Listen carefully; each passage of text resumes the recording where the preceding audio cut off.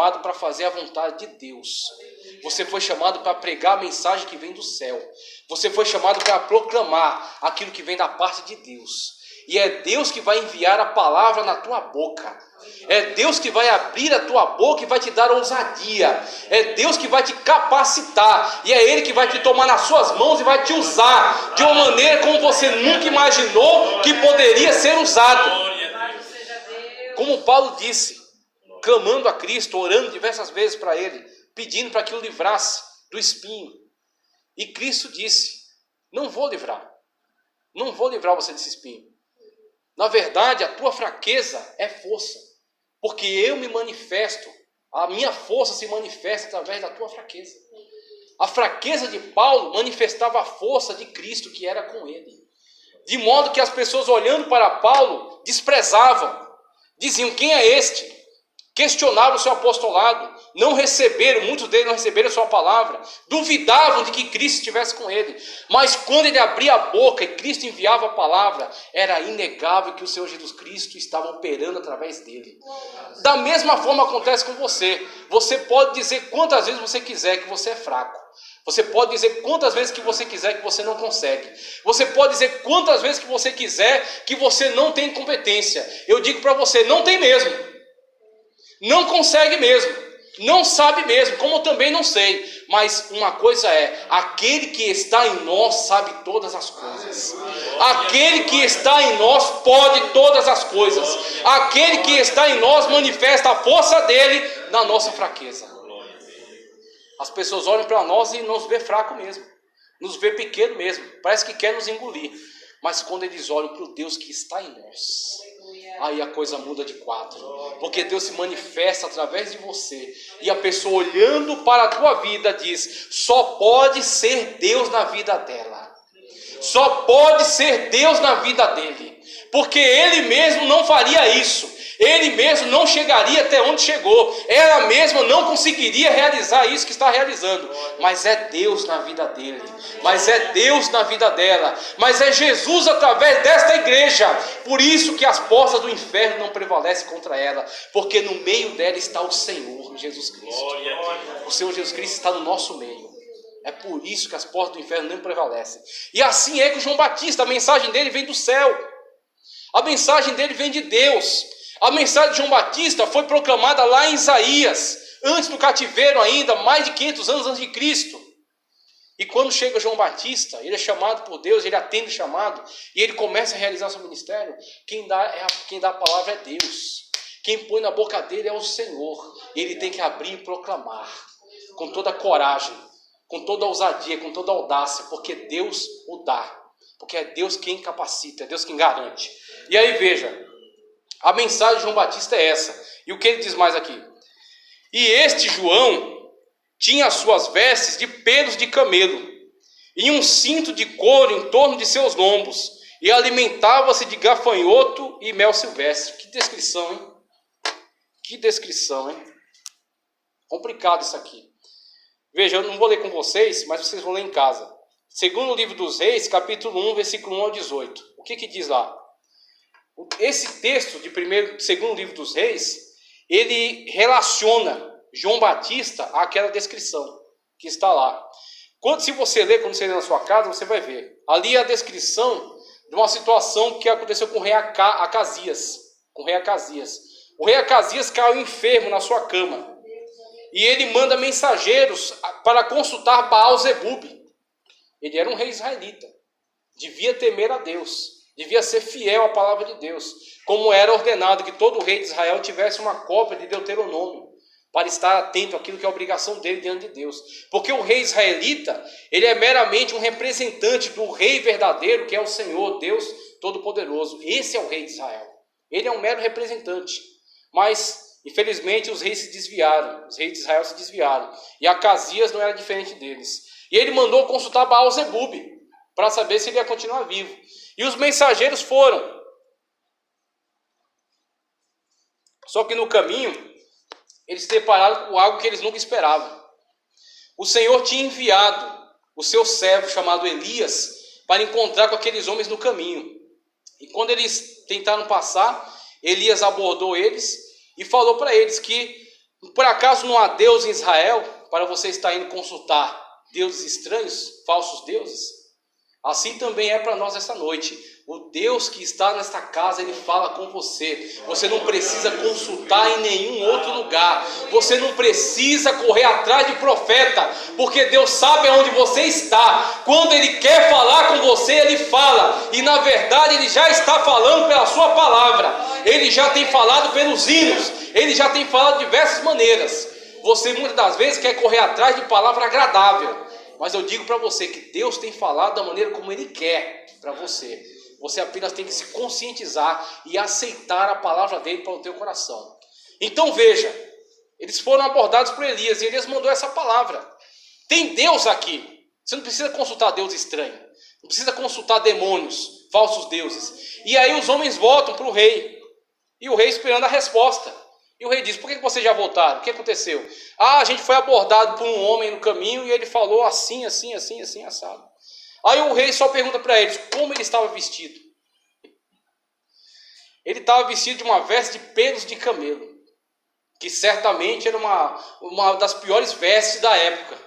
Certamente era uma veste incômoda. Devia ser uma veste considerada de pior qualidade.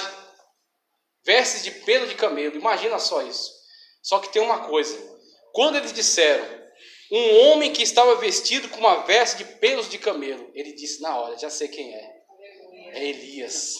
Você está entendendo o que o Espírito Santo de Deus está falando com você nessa noite? João Batista surgiu do nada, pregando, não precisou ninguém anunciar, ele sabia o que ele tinha que fazer. João Batista estava pregando a mensagem que vem da parte de Deus para ele, não aquilo que ele quer pregar. João Batista, quando foi pregar, ele tinha uma maneira de se comportar. Ele tinha uma maneira de se trajar. E a maneira de João Batista se trajar estava ligada àquilo que já foi visto em tempos passados em relação a Elias. E quando foi dito a maneira como Elias estava, a maneira como o homem estava vestido, o rei automaticamente reconheceu, é Elias. As pessoas, quando olham para você, têm que reconhecer, aí está um servo de Deus. As pessoas, quando olham para você, têm que reconhecer, aí está uma serva de Deus. Não basta apenas você dizer que Jesus está no meu coração. Eu gosto muito de Jesus, eu penso nele o dia inteiro. Jesus está no meu coração é dele. Eu amo ele demais. Só que o seu amor por Jesus, a sua fé em Cristo Jesus, tem sido traduzida em obras, tem sido traduzida em comportamento, tem sido traduzida na maneira de você se comportar, tem sido traduzida na maneira de você se trajar. Tiago disse, mostra-me a tua fé sem obras. O que é uma fé sem obras? É uma fé teórica. Você diz que você ama a Deus, você diz que você serve a Deus, você diz que conhece a palavra de Deus, você diz. Só que cadê você viver? Cadê você traduzir isso em obras? Cadê a palavra de Deus interferir na tua vida e mudar a tua história, e a tua história agora ser uma carta aberta lida por todos os homens, como disse o apóstolo Paulo, e de maneira que eles leiam e enxerguem nela Cristo Jesus. Como Paulo disse, não vivo mais eu, mas Cristo vive em mim. É isso que nós temos que perceber nesta noite. Que quando as pessoas olham para mim e para você, tem que ver em nossa vida, em nossas atitudes e até na nossa maneira de se trajar, tem que perceber que nós servimos a Deus. Tem muitas igrejas que estão caminhando na contramão disso na atualidade. E em muitas igrejas esse tipo de mensagem não pode mais ser pregada. Porque as pessoas vão se chatear, as pessoas vão se aborrecer, as pessoas vão se entristecer, elas vão embora. Pois eu digo para você, eu estou seguindo a mesma lógica de Cristo. Quando Cristo abriu a sua boca para pregar e trouxe uma mensagem dura, e muitas pessoas começaram a sair, os apóstolos chegaram até ele para conversar, e ele disse, vocês querem acompanhar eles também? A mensagem de Cristo é a verdade. E a verdade, quando ela precisa, ela confronta. E se você foi confrontado pela verdade da palavra de Deus, eu te aconselho que você se adapte à verdade de Cristo. Que você se adapte à vontade de Cristo para a tua vida. Quando olhavam para João Batista, alguém olhava e dizia, já sei quem é. Quando olhavam para o comportamento de João Batista, já diziam, já sei quem é. Já sei de onde veio, já sei a quem ele está ligado. Ele é o Elias que havia de vir. Quando olhem para você, tomara que digam, eu quero ser servo de Deus como ele. O comportamento que ele tem. Muitas das vezes a pregação do evangelho não é com palavras. Você às vezes não tem oportunidade de falar.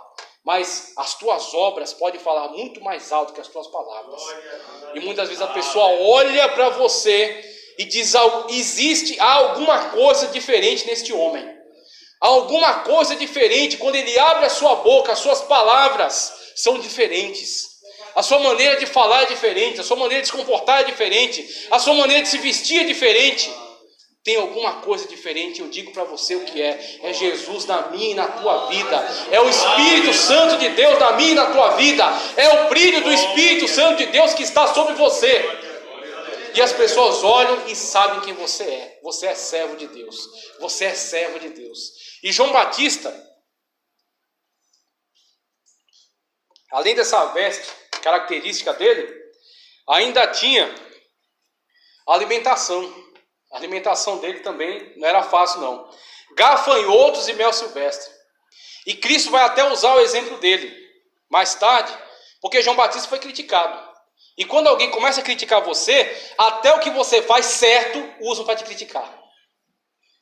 Se você começa a querer ou andar conforme a palavra de Deus, se você começa a querer falar somente palavras que venham a glorificar a Deus e que venham a edificar vidas, se você começa a querer andar corretamente, andar na linha, alguém olha para você e diz, quer ser melhor que os outros.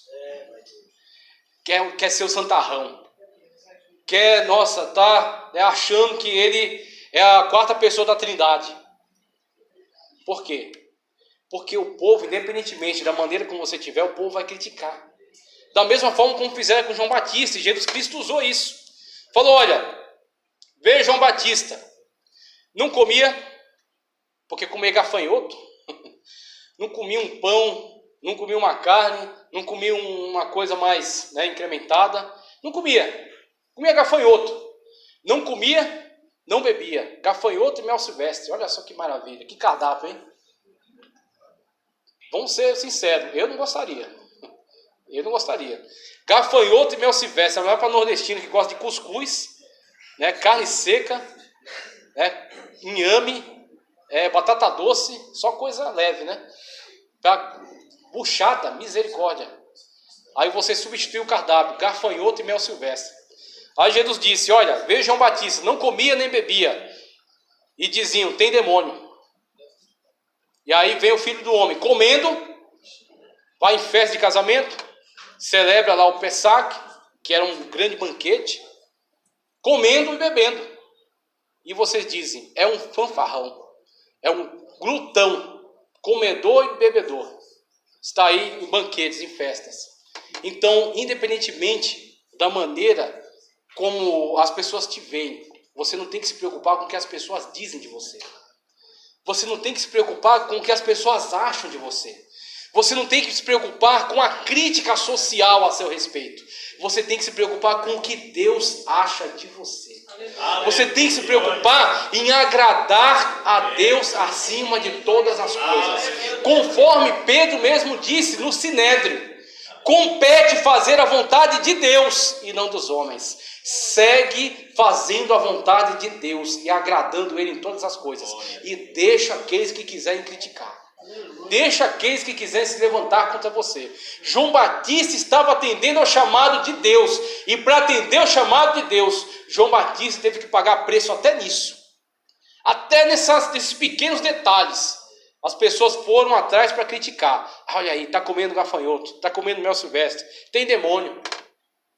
Ninguém vai te entender não, porque só quem te entende é Deus. Porque aquele que serve a Deus a tudo discerne, mas de ninguém é discernido. Ninguém entende a maneira como você serve a Deus. Ninguém entende a maneira como o Espírito Santo de Deus se manifesta em você. Ninguém entende o teu choro. Ninguém entende o teu clamor. Ninguém entende a tua alegria. Ninguém entende a maneira como Deus trabalha através de você. Porque é um especial de Deus para você. É o seu relacionamento com Deus. Não se preocupe com o que o mundo acha. Não se preocupe com o que os mundanos dentro da igreja acham. Continue andando conforme a vontade de Deus. Como João Batista fez. Segue em frente. Se eles não gostarem, paciência. E a mensagem dele? Olha que maravilha. Já para caminhar para o final.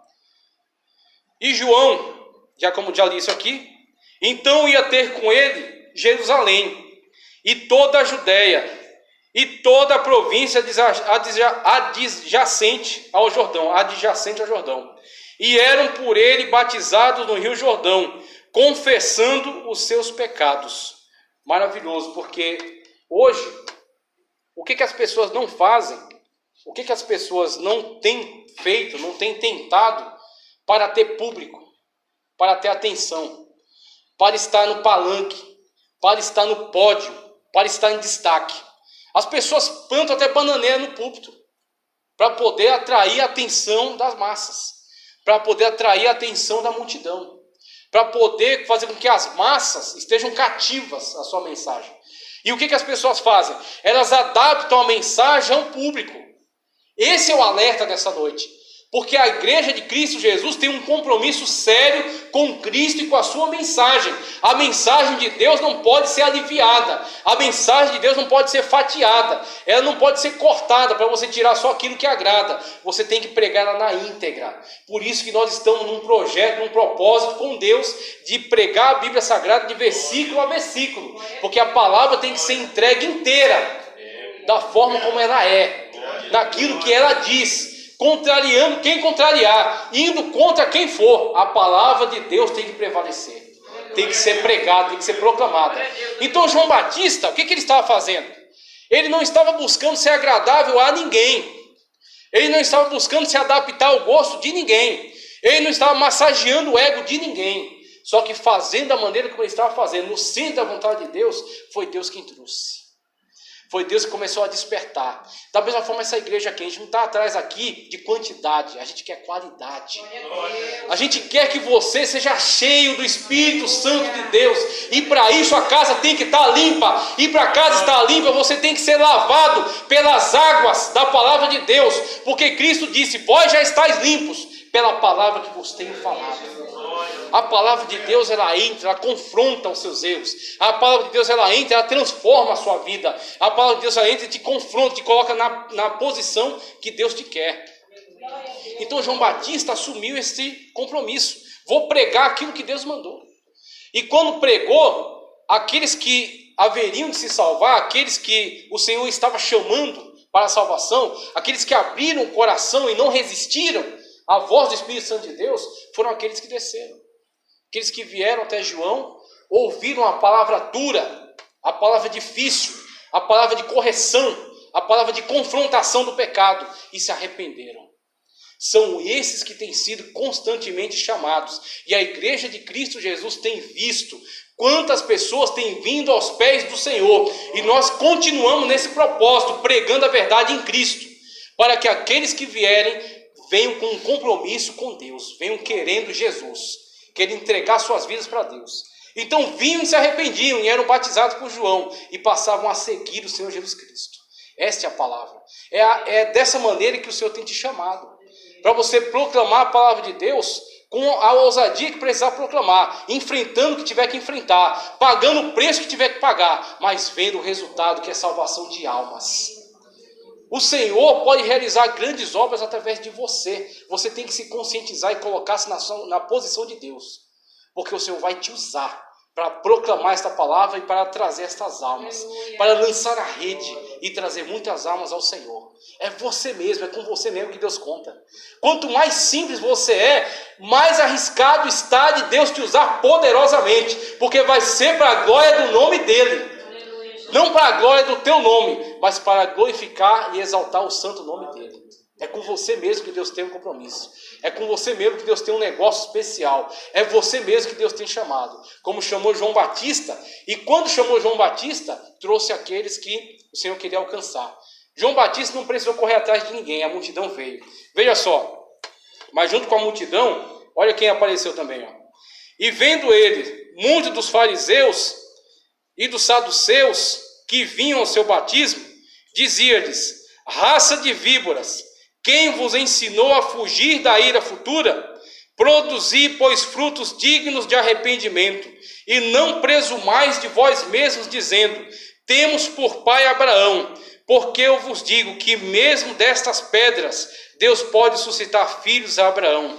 E aí a mensagem final dele, que fala acerca do machado, fala acerca do momento decisivo. Mas aqui tem também uma coisa especial.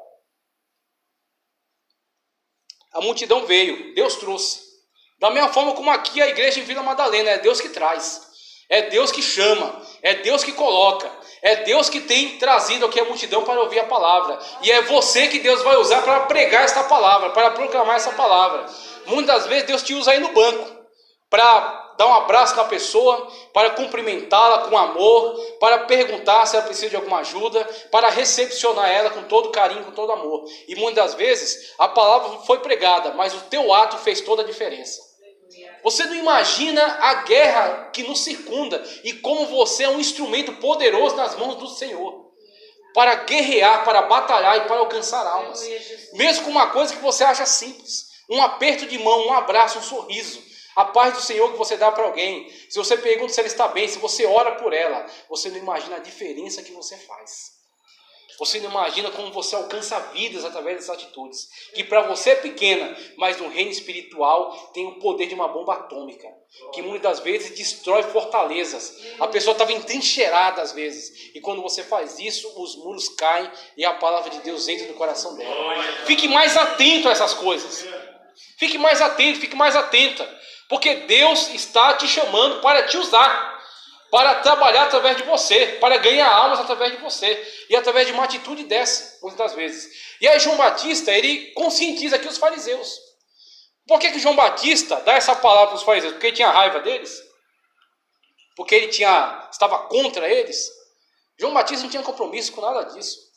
Não era uma questão de raiva, não era questão de revolta, não era questão de perseguir aquelas pessoas. Mas é porque é a palavra que elas precisavam para serem curadas. A cura, muitas das vezes, ela requer que você abra a ferida e põe um remédio que vai causar dor no primeiro momento. Que vai causar aflição no primeiro momento. Que vai causar tristeza no primeiro momento. Só que é aquela palavra que vai trazer cura. Porque a hipocrisia dos fariseus e o tradicionalismo dos saduceus estava mantendo eles fora do reino de Deus. Então era exatamente isso que João Batista estava combatendo. Agora, quer ver uma coisa terrível? É quando eu e você, e eu digo isso debaixo do temor de Deus, quando eu e você nos deixamos levar pelos mesmos hábitos dos fariseus e dos saduceus. Triste é quando nós nos deixamos levar pelas mesmas coisas. Olha só como é que João Batista confrontou eles. Até dessas pedras Deus pode suscitar filhos de Deus. No que eles estavam confiando? Os fariseus que Cristo corrigia de uma forma muito principal a hipocrisia. A hipocrisia não agrada a Deus. Ninguém consegue enganar a Deus. Então, todos aqueles que constroem uma máscara, todos aqueles que constroem um rótulo, todos aqueles que constroem uma imagem e vivem a partir dessa imagem, sem que ela corresponda à verdade, são hipócritas. O que é hipocrisia? O que é a palavra hipócrita? Hipócrita era o papel que o artista desempenhava no teatro. Então o artista, ele podia ser um marinheiro, ele podia ser um militar, ele podia ser um ladrão, ele podia ser um padre, ele podia ser qualquer coisa, porque aquilo era apenas um papel, uma representação. Ou seja, era o hipócrita. Esse que é o sentido da hipocrisia e do hipócrita. Trazendo isso para a vida, muitas pessoas têm representado um papel. Muitas pessoas não estão correspondendo àquilo que elas mostram. E quando a pessoa assim o faz, assim o vive, a palavra de Deus vai ser contra você. Não porque ela quer matar você, mas porque ela quer corrigir você. Porque ela quer que a máscara caia e que você viva a verdade em Cristo, em nome do Senhor Jesus. A palavra de Deus me corrige constantemente.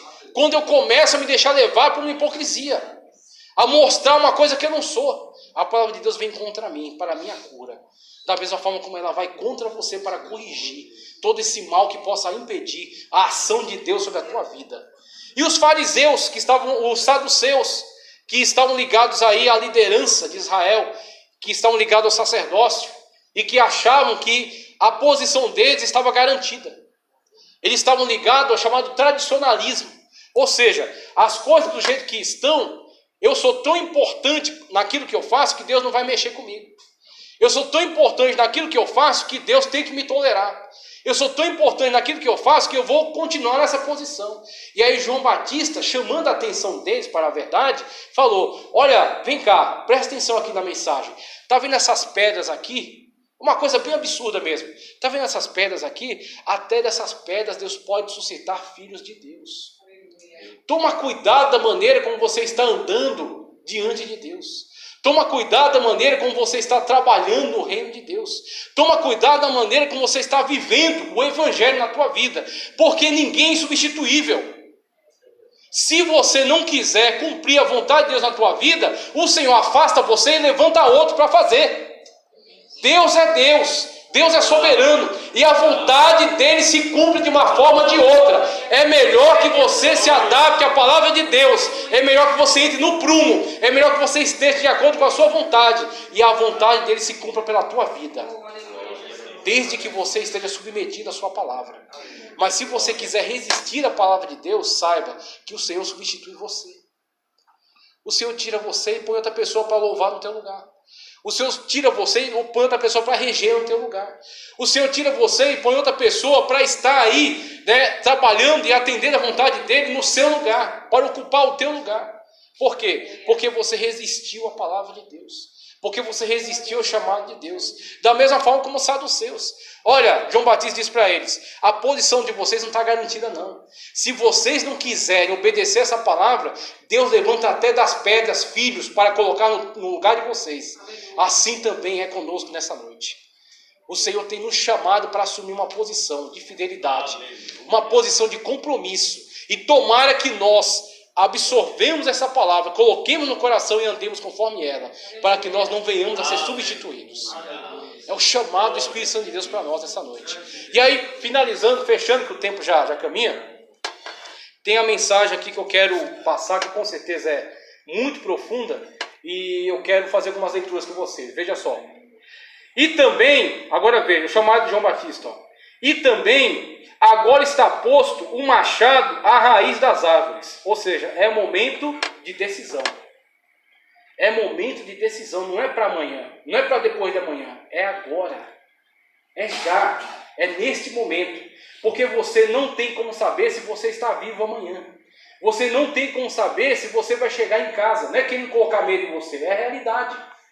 Eu não tenho como saber se eu vou estar vivo daqui a pouco. Então a decisão que eu tenho que tomar de obediência à palavra de Deus é agora. É neste momento. Nós não temos o amanhã e o ontem já foi. Nós só temos o agora. Então é o momento de tomarmos uma posição diante de Deus. De obediência à sua palavra. Tá certo? Então é isso que João Batista está dizendo. O machado está na raiz das árvores. É o momento de decisão. É agora ou nunca.